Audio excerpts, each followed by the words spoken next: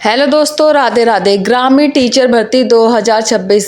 अगर आप 8वीं 10वीं 12वीं पास है, बच्चों को पढ़ाने की नौकरी की तलाश कर रहे हैं तो आज की यह जानकारी आपके लिए महत्वपूर्ण है। जी हाँ दोस्तों, 12वीं पास उम्मीदवारों के लिए बच्चों को पढ़ाने से जुड़ी नौकरी का सुनहरा मौका है। लेकिन दोस्तों ध्यान रखें, आवेदन करने से पहले आपको कुछ जरूरी बातें और सावधानियों को ध्यान में रखना होगा। कई लोग फार्म भरते समय गलत जानकारी भर देते हैं या फिर पूरी जानकारी नहीं जानते, जिसकी वजह से उनका फॉर्म रिजेक्ट हो जाता है और बाद में लोग कहते हैं अरे यार यह मौका हाथ से चला गया। इसलिए आप इस वीडियो को पूरा देखें। आज के इस वीडियो में हम आसान भाषा में जानेंगे ग्रामीण टीचर भर्ती क्या है, कौन कौन से पद हैं, योग्यता क्या रखी गई है, पद के अनुसार काम क्या होगा, आयु सीमा कितनी रखी गई है, चयन प्रक्रिया कैसी होगी, आवेदन कैसे करना है, कौन कौन से दस्तावेज लगेंगे, आवेदन करते समय किन किन बातों का ध्यान रहा है, इन सभी के बारे में इस वीडियो में जानेंगे। इसलिए आप इस वीडियो को अंत तक जरूर देखिए। जी हाँ दोस्तों, सबसे पहले बात करते हैं ग्रामीण टीचर भर्ती क्या है। दोस्तों, ग्रामीण क्षेत्रों में बच्चों की पढ़ाई से जुड़े अलग अलग पदों पर समय समय पर राज्य सरकार, शिक्षा विभाग, स्थानीय निकासी या संबंधित यानी संस्थाओं द्वारा भर्ती निकाली जाती है।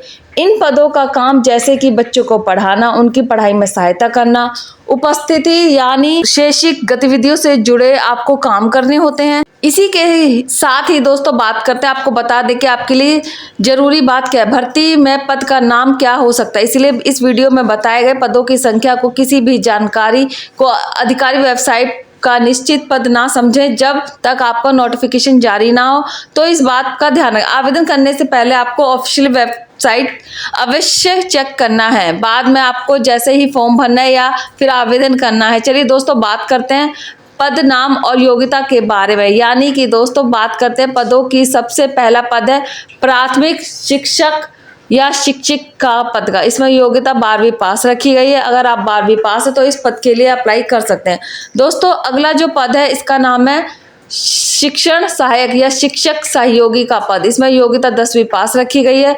अगला पद है अन्य शैक्षिक पद। उनके लिए आप 12वीं कक्षा पास होने चाहिए। इसके साथ ही दोस्तों बात करते हैं पद अनुसार काम के बारे में। यानी कि दोस्तों आपको शिक्षक पद के लिए, जैसे कि अगर आप शिक्षक पद पर नियुक्त होते हैं तो आपको मुख्य काम बच्चों को पढ़ाना है। जैसे कि साथियों, आपको कक्षा में बच्चों को पढ़ाई करवाना, बच्चों की पढ़ाई का मूल्यांकन कराना, होमवर्क और शैक्षिक गतिविधियां करवाना, विद्यार्थियों की उपस्थिति या अनुपस्थिति से जुड़े काम करने, स्कूल की शैक्षिक गतिविधियों में सहयोग करने का काम करना है। इसी के साथ ही दोस्तों बात करते हैं शिक्षा सहायक पद का काम क्या है। शिक्षक सहायक पद जैसे बच्चों की पढ़ाई में सहायता करना, कमजोर विद्यार्थियों की मदद करना और शिक्षक के साथ शैक्षिक कार्यों में सहयोग करना हो सकता है। अब बात करते हैं आयु सीमा के बारे में।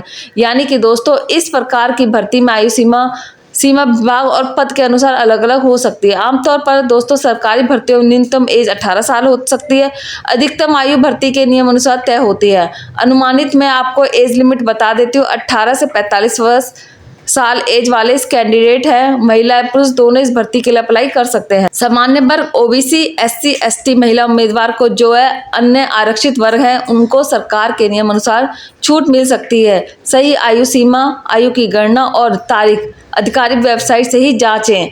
इस बात का ध्यान रखें। अब दोस्तों बात कर लेते हैं पद अनुसार चयन प्रक्रिया के बारे में। यानी कि दोस्तों कई लोगों के मन में सबसे बड़ा सवाल है कि चयन कैसे होगा। अगर किसी भी भर्ती में बिना परीक्षा चयन की बात कही जा रही है तो इससे अधिकारी नोटिफिकेशन देखे बिना सही ना माने। संभावित चयन प्रक्रिया के अनुसार मैं आपको बता देती हूँ कि आपका संभावित चयन प्रक्रिया कैसे हो सकता है, कि आपको लगभग अनुमानित तौर पर बता रही हूँ। बाकी पूरी जानकारी नोटिफिकेशन में चेक कर लें। इस बात का ध्यान रखें। आपका चयन मेरिट सूची, जी हाँ साथियों, मेरिट सूची, लिखित परीक्षा, शैक्षिक पात्रता परीक्षा, डॉक्यूमेंट सत्यापन, इंटरव्यू, इन सभी के आधार पर आपका सिलेक्शन हो सकता है।